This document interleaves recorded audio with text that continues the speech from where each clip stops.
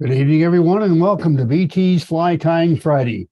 Tonight, the 3rd of March, 2023, Jim Ferguson is going to wow us with some of his favorite caddis patterns.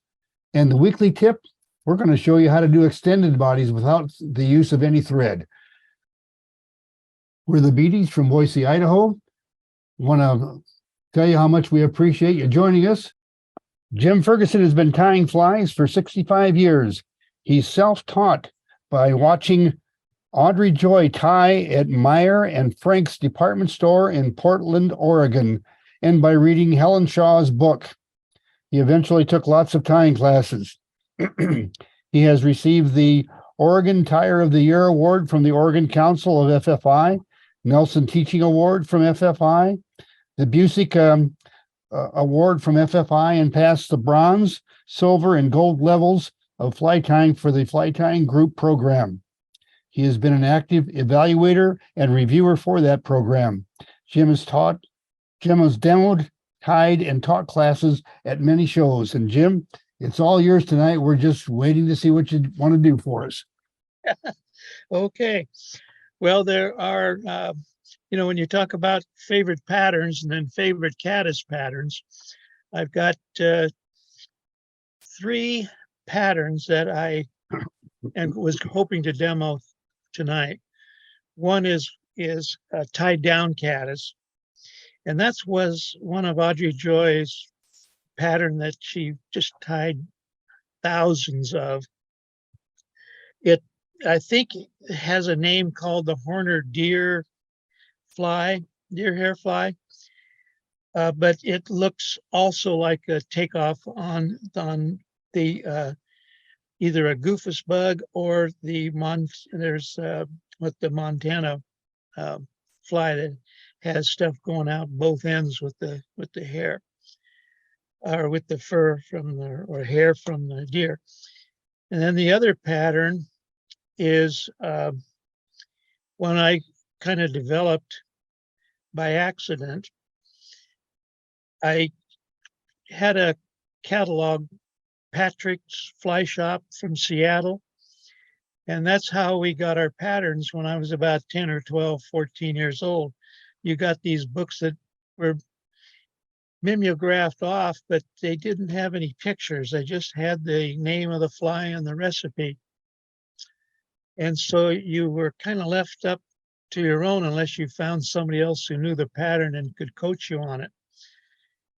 Well, there was a particular stonefly that I thought was a neat recipe. And so I started tying it, and I caught fish on it. It worked. And then when I found out what the picture of that stonefly really looked like, mine did not resemble it at all. And then one time I accidentally left off the rear forked tail on it, and it still fished and it still caught fish. So it began to look more like a caddis pattern. And so I love to fish, or did until I had neuropathy in the legs, love to fish pocket water. So I used it, and it would work wherever you had either caddis coming off, or if you had a stonefly even coming off. And so I developed that one, and that's one I hope to share with you tonight.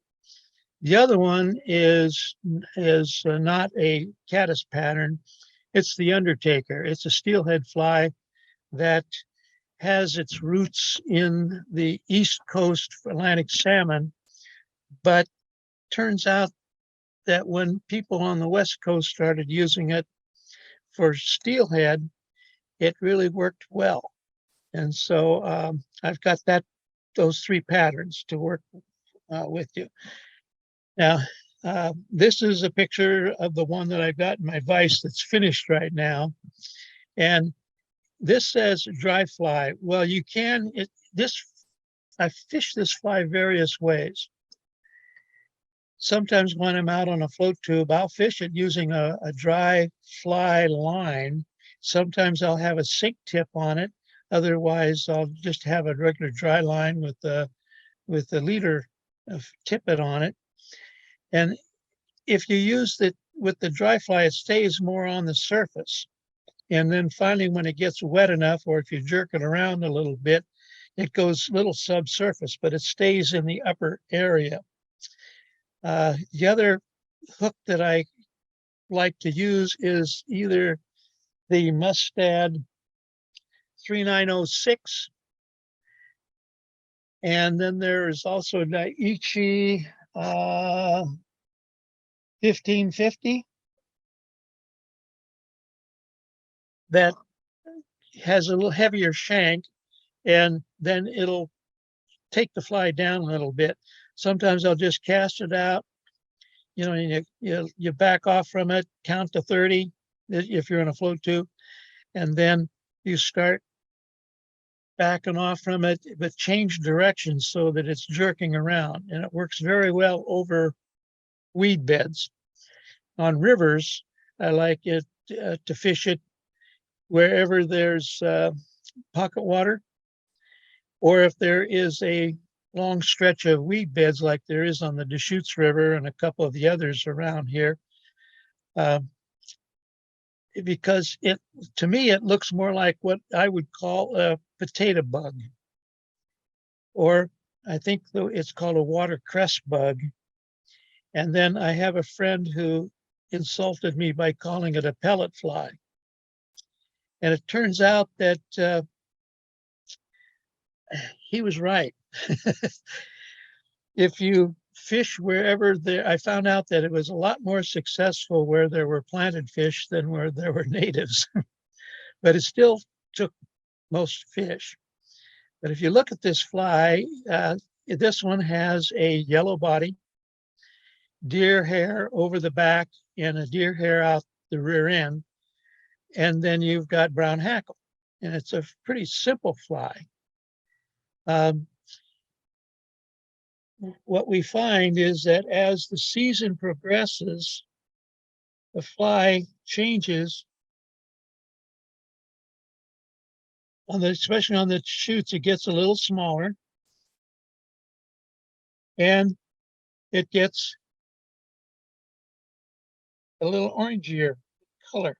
This one is yellow, and this one has a little slightly more orange to it. And then late season, they get even smaller, and you drop down to where you have an orange body. And this is a size 14. So 10, 12, 14 as the season progresses on the Deschutes River, and most hatches, as you go through the season, the hatches get darker in color and they get smaller in size. That's what the pocket water caddis looks like. This one can be tied on various hooks. Now, the Irish guys, when I was in West Yellowstone, they convinced me I needed to put that green egg sac on, which I did. The body was a silk body. I had changed that. Now, again, I use a yellow yarn. Then there's a hackle that's palmered up the body, and then there's the deer hair put on, and then you've got the front hackle, which is made up of two, both grizzly and brown hackle wound up front. And the antenna on these that I use are the boar bristles from a peccary boar bristles. Tied in some of the smaller sizes, this fly has been attacked by a small cutthroat. However, these stiff hackles, the way that the cutthroat tend to hit this thing, pushes it away from them. So you get lots of strikes, but no fish. And so I tied a guy up, some that had much smaller, shorter antennas, and they worked a little better. But this one has been successful. On a size 10, there was a spot on the Deschutes River that I couldn't quite reach with my fly rod, and I was trout fishing, but it just looked like it had a nice holding area in front of this rock boulder. So I switched to a bobber on a spinning outfit, and I pulled in a 10-pound steelhead that hit it. And I looked at the fish, and it was just like somebody had taken a razor blade and cut the heck out of it. And I realized it was in an area where it had made its red, laid its eggs, and now it was ready to eat. So it's just happenstance. I was able to land that thing on, because a size 10 trout hook, and I probably had maybe 6 8 pounds, 6 pound, probably most on the leader. And I was just lucky that it landed it. The third fly that I hope to get to is the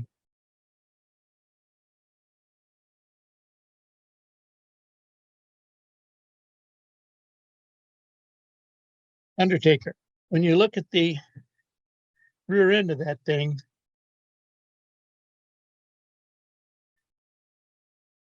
those are UV excitable rayon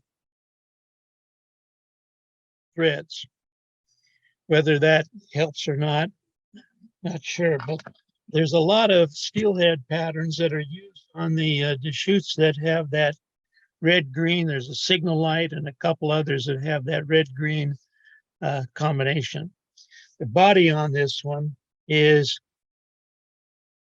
peacock pearl made into a rope and then ribbed with your gold ribbing.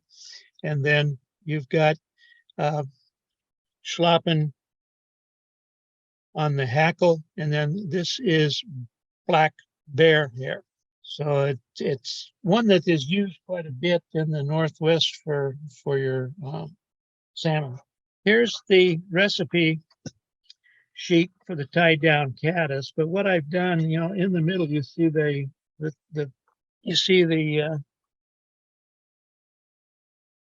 pair of the patterns, but down below I had the hook, but these are the hooks that I probably use a little bit more, the Daiichi hooks. And what I did is this is up here. That's the Daiichi 1560. It's I think a 1XL. And here is the 1550, which is standard length, both in size 10. And this is a Mustad 3906B, which is longer than the 3906 Mustad hook, both in size 10. And then down here, you've got the TMC hooks. You've got the 3769 and the 9300 and the 3761, which is, again, a little bit longer than the standard over here. So any of those hooks, and it turns out that this 3761 over here is very close to it looks close to a 200R. I usually use the shorter shanked ones for this fly. The thread is simply brown UTC. And then in terms of the material for the body, I use just yellow yarn. Now, it turns out wool is very hard to dye, get a good yellow.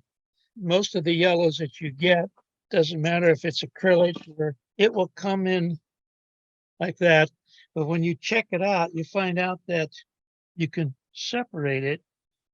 You can either go with one or two of these. When you get down to one, if you pull too hard, it's real easy to separate the fibers. But when you get down to size 14 hooks, sometimes I'll drop down to just one. So that's the yarn that you'll use. And then the deer hair, you want to measure and choose your deer hair so that the distance here to here, you don't want this tail to be way out too long. And when you want to tie this, you want to make sure that you tie it up high enough on that bend so that it doesn't go down, because if it goes down, if you got to pull it down that far, that deer hair is going down here and forcing these legs to be right under the shank of the hook rather than splayed out like you would hope for legs on the bug. In terms of hackling, you can probably get by with a size 10 if you're on a hook, or undersize. Go with a size 12.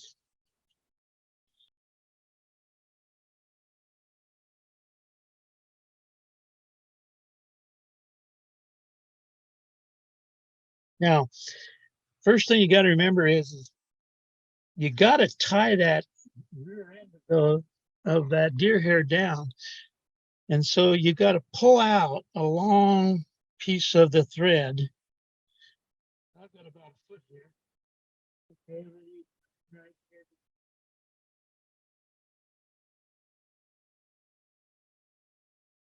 And you don't have to make it really close wraps. Take your, I want to use for the size 10, I'm going to use 2 of the hanks of yarn. And then I'll hang or tie in my hackle for uniform size fibers. I'm going to tie this in just forward like I did.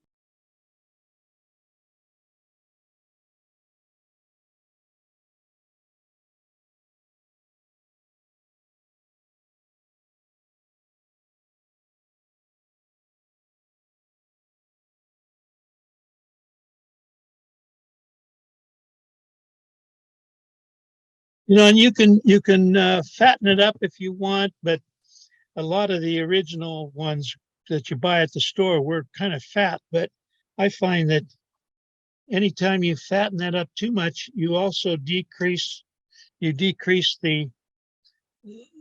gait.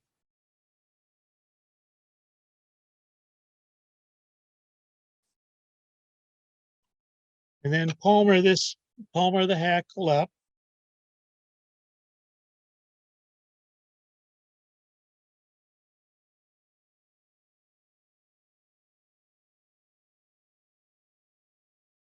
Usually I make an extra turn here at the front.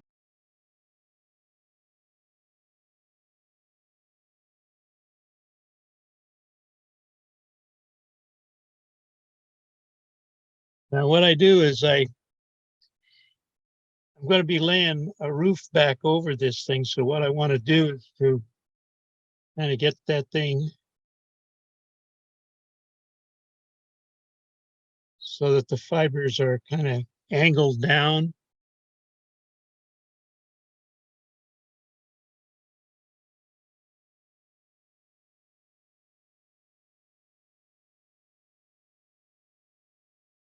Now there's several different types of deer. You got coastal blacktail, you've got mule deer, you've got regular blacktail that's in the Cascades, and then you've got whitetail. And they all have slightly different colorations to them. This one, you know, you've got your black tips on it. And when I look at the length, I got to be careful to get something short enough. This one looks like it's a little long. So by the time you stack that tied in, you got a real long tail on it. And yeah, you can shorten it up a little bit, but sometimes you like to have this portion of the fiber because when you get up here, they're not as hollow. Okay, that's one way you can help control how this thing floats or sinks. That is a little bit better for length. And then if you take your brush home out the if there is any. Coastal deer doesn't have as much underfur as your high Cascade or deer, because the area that they live is milder temperature. And then I'll stack this, put it in a stacker, get the tips even, pull them out.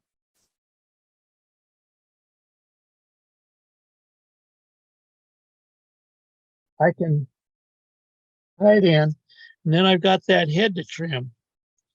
But if I take, and what I do is I loop up that head, where it's going to tie in. So it's called pre-gluing and then pre-cutting.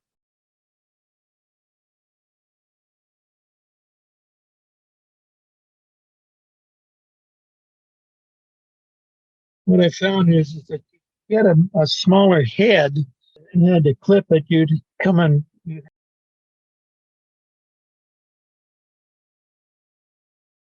you'll find that if you notice that you don't see any of the fibers on this side, but they're over there. So that means that I allowed that thread torque to take that stuff over to the other side.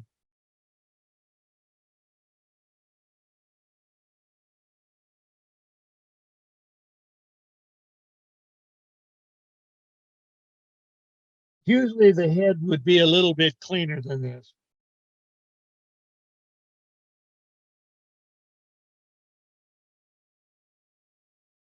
I know on your side of the hook, it looks kind of a messy head. It's a little nicer right in there. That's more what you want to try to get around or get. Okay, now pull this hair back.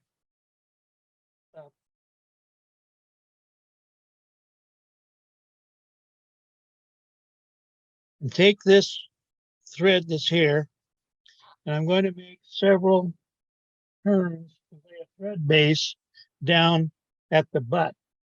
Try not to, or excuse me, take the deer hair, try not to grab too much of the hackle, bring it down, up and over.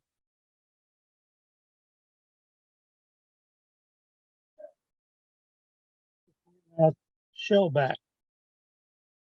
And of course, you don't see those fibers that are twisted.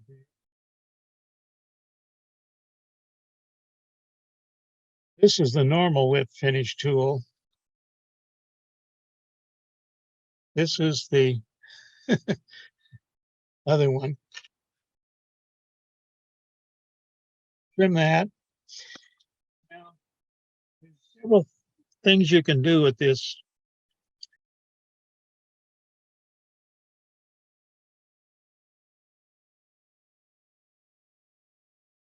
So that it kind of looks like it's swimming now out to the side. You can also, very carefully, if you to make it even look more buggier, just take out and snip out the ones underneath. And then that allows those to act like legs in the water. What I've done is I took a dowel and then I took an insect mounting pin, cut the head off, and I have a real small drill. I drilled a hole in there. I stuck that needle down into there, or that pin down into there. This is much smaller than most of your other dubbing needles. And the nice thing about it is that drop on the end of that.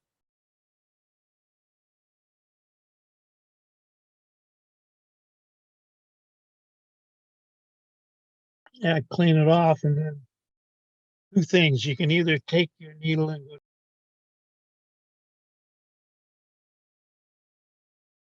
always, clean out the ice so that when you get to the river, you don't stand there trying to put a piece of monofilament in. Now you'll see those legs are pretty long, and that's a size 10 barbs on the hackle length. That's a tie down caddis. Let me put some glue on the back end too.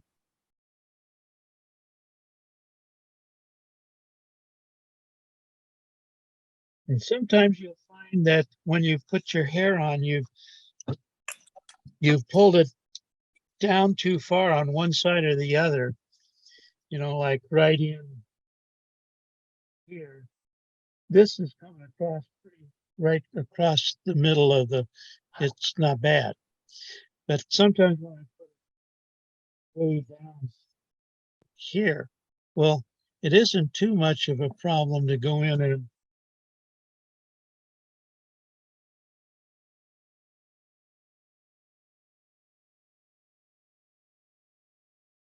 and clean it up a little bit that way.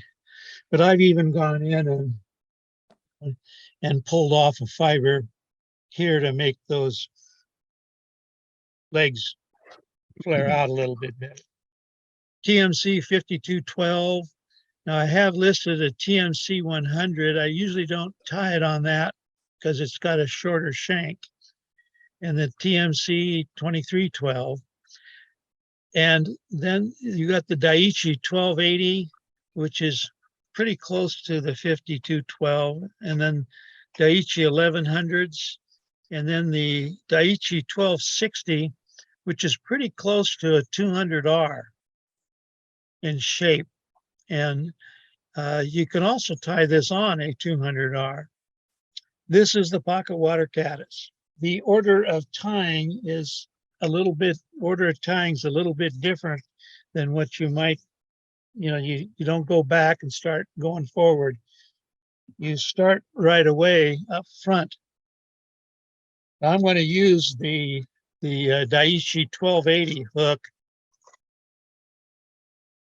It's same one used for hoppers, damsels, stoneflies. 2X long, 1X fine. It's got a mini barb on it. And even though it's got a mini barb, I'll still debarb it. Some people put the fly in the vice jaws. Some people use pliers. And some people say never go across it. Go the long way. But I've got these smooth jaws on here. They seem to work okay for me so far. The weakest part of a hook is that bend.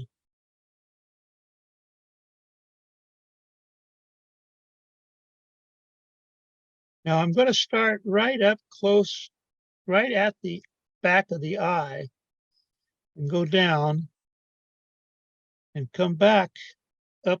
And I'm going to build just a little bit of a dam up here at the front. When I do that is I'm going to mount the antenna up here at the front. And if you have too severe of the eye and the shank making too severe of an angle, it splays out the antenna too far.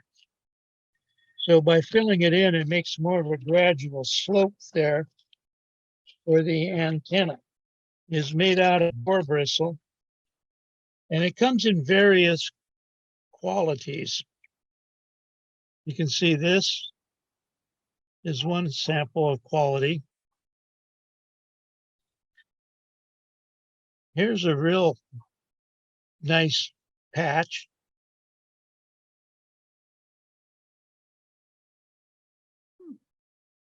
If you're going for the smaller ones, there's the small ones. And these are stiff. These are a little longer, but still stiff. And then if we're not used, you think of a pig and you're used to these pink things running around, but look at that. This is the hide off of boar bristle. And where it's really used is in the making paintbrushes. If you look at the tips, you can see these tips are split ends. And that's what, when you're painting with a boar bristle brush, that's what makes the nice smooth job on your paint job. And also for this particular case on the antenna going out the front, it acts as a something to support the fly in the water film, without breaking it. Now, when I bought this one, it's hard to see. It's a real good one, except up here at the end, look what they did when they wanted it to fit the package. They simply took a shear and cut it off.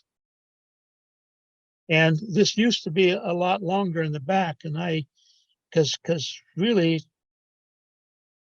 all of that down below that I have here is basically all the tips on those have been cut off. So what I want to do is to try to get two of these fibers that have split ends, if I can find them. Okay, there are the two fibers. And you want to even up the ends. Place them on either side of the hook. Soft loop over. Tighten on an upstroke.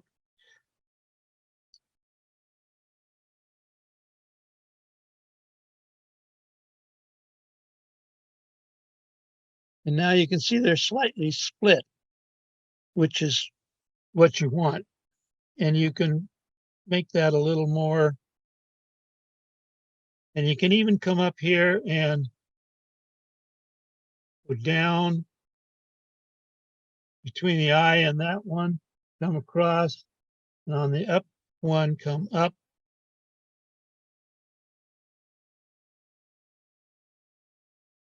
Like that, so that they're going to stay separated. And then just go down a ways and trim off the waste.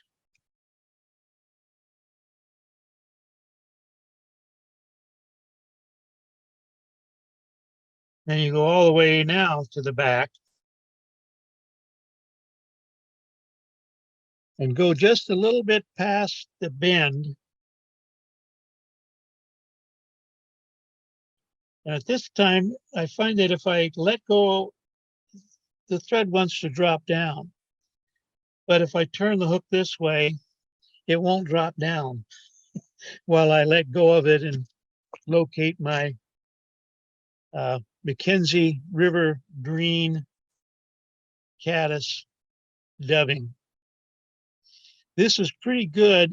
There's also an insect green that the Hairline puts out, but that's the color of the eggs sac for a caddis. It's green. It can be even a darker green, but when this gets wet, it's going to be darker.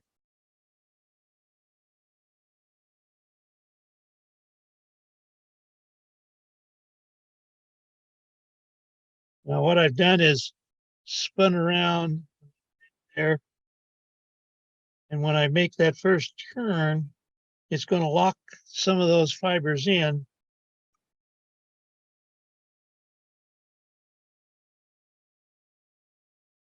So now when I spin this, it's going to make it a little bit tighter. Just put a egg sac on there.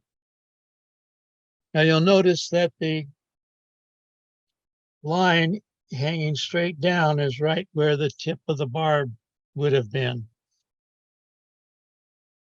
That's usually one of the guides that when you want to say, where do you put your tail in and stuff like that, or the rear of the fly, that's where you use that. You've got the hook point and you've got halfway between the hook point and the barb point, and you've got the barb point. And usually at the barb point or slightly in front of it is where the bend of a wet fly hook standard straight shank starts to bend. Now, curved hooks, that'll all vary. But Caddis, they got big butts, but they do not have, they don't have tails. Okay, so now I'm going to take 2 of those yellow fibers, that yarn, take it up a little ways,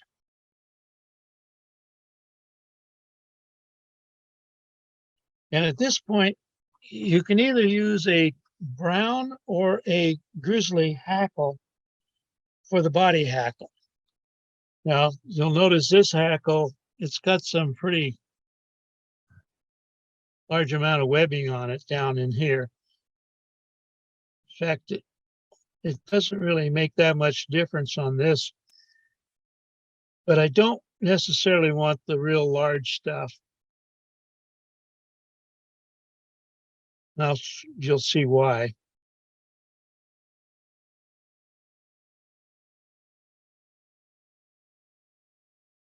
So bind the stem up a ways, because I still don't mind that rear end being a little bit larger in diameter.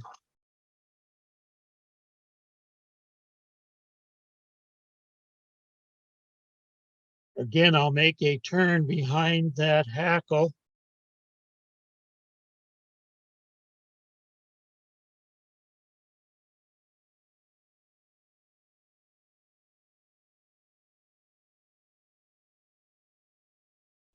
And I'm only going to go up about halfway, just a little bit past halfway. Tie that off.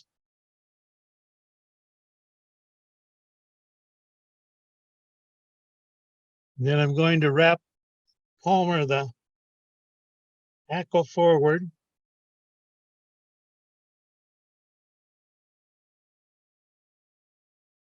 And then I think in the directions, it's lists that you can trim off where this top part. And actually, you can trim off most of it. These are not representing legs. You know, the caddis body is kind of a fuzzy thing. Moths have scales that come off. The caddis, they don't have scales, they have hairs. That's why you don't want to use your best hackles for this part of the body. You know, I've got one, going to do the wing. This is a dark gray, dyed gray. You can see the backside of how dark that is, but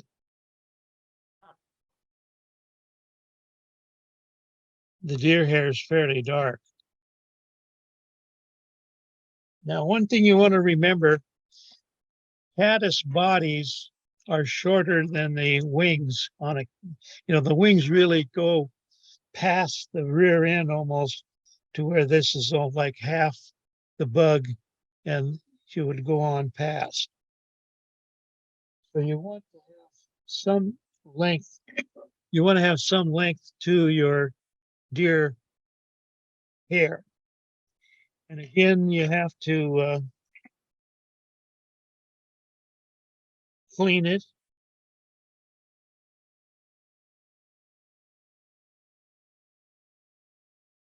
Get rid of all of that little fibers, those little hairs. And I do stack it.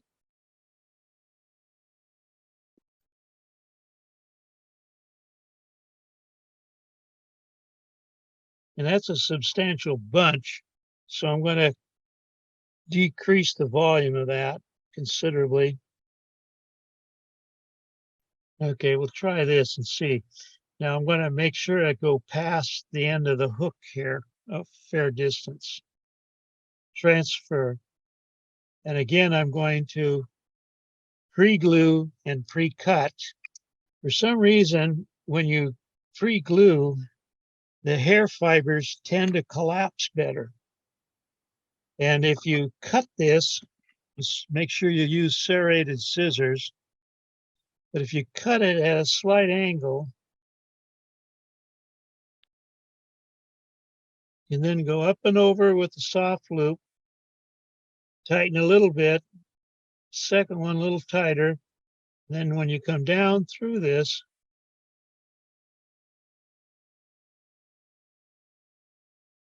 and back up, I haven't let go of that yet. And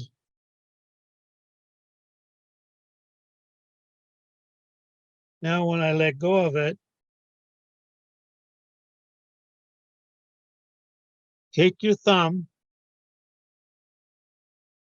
and I'm going to press right there, which is going to spread that wing out to where it's tented. So you can see that this is just about halfway here on the body and also on this side.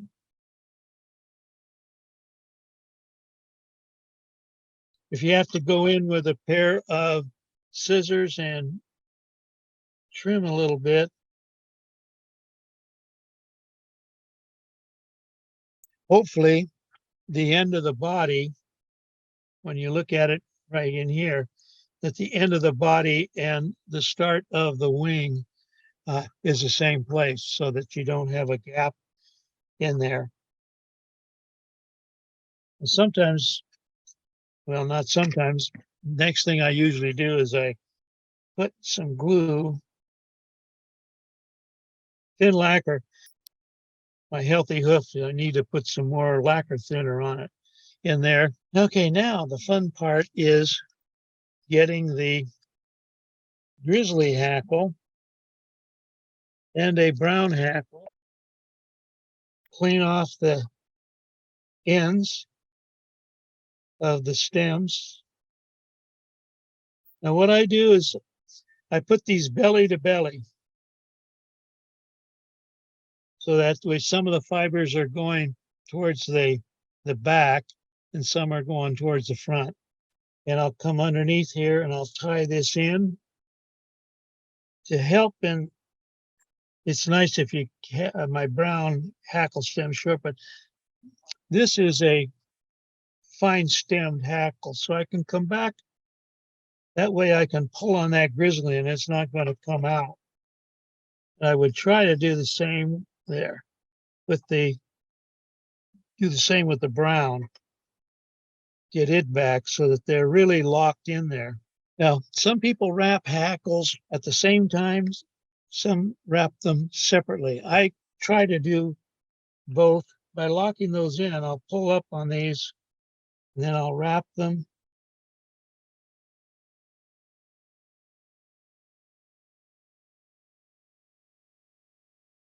You'll see I'll slide my fingers down when I'm going like this when I'm putting tension on these. And that kind of keeps both of those stems about the same tension so that one is not loose and one. And it makes a nice blend. Get up front here. Got to keep tension on them so that they don't loosen up on you. Usually 3 to 4 turns should hold almost anything you tie on. Now, you can either trim it or you could even pull it back and tie down, but trim them off. Finish.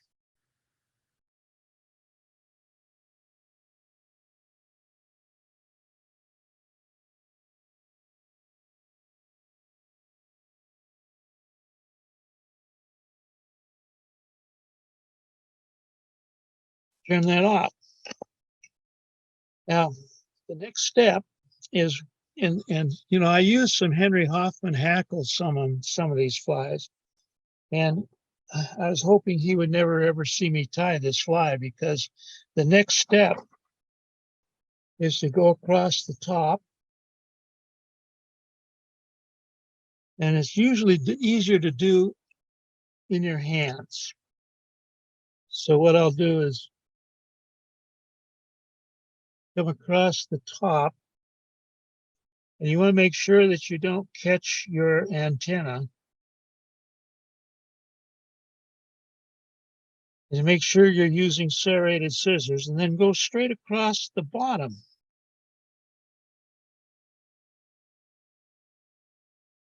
And what you end up with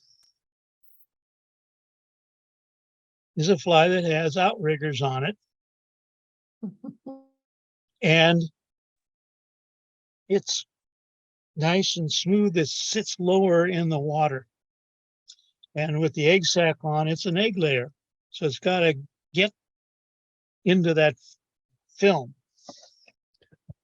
And moving into the weekly tip, we're going to talk about no thread extended bodies. And here's what we're looking at. There's an extended body that I built earlier today in the hackle pliers, all ready to put on the fly.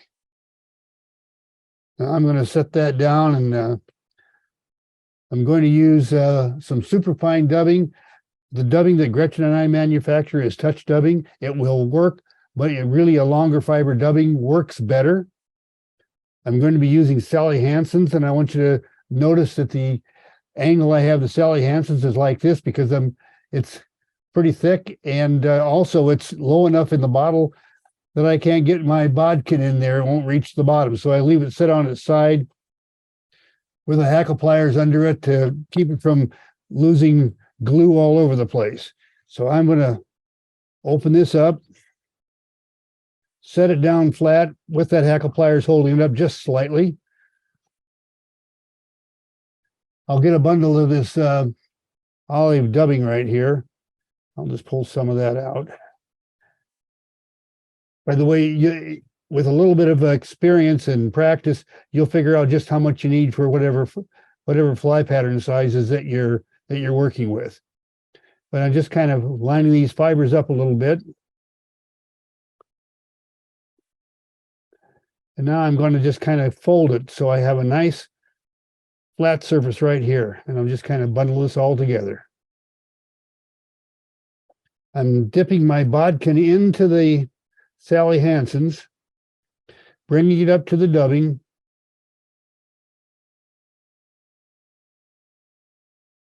Slip it off of the bodkin. And now I'll shape that the way I want it. And that will be my extended body after it dries. Right now it's wet and it's pliable. So if I want it to curve up a little bit, well, I can do that. I can give it a nice upward curl so that when I tie it to the hook, that's the way it'll be. Now I'll set that down.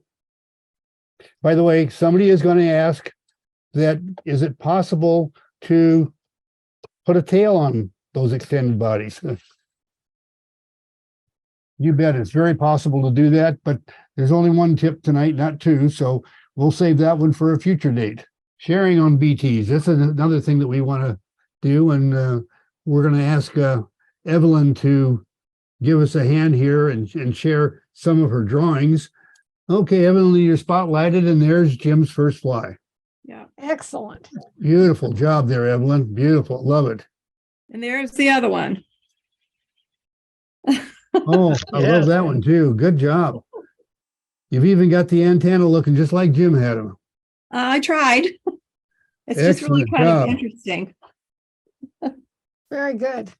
Thank you, But Evelyn. I didn't realize he was going to cut them, so I had to write the cut in there again. Well, everyone, we've had a great time this evening with all of you on Fly Tying Friday with the Beatties. But for now, it's a wrap. We'll see you next Friday.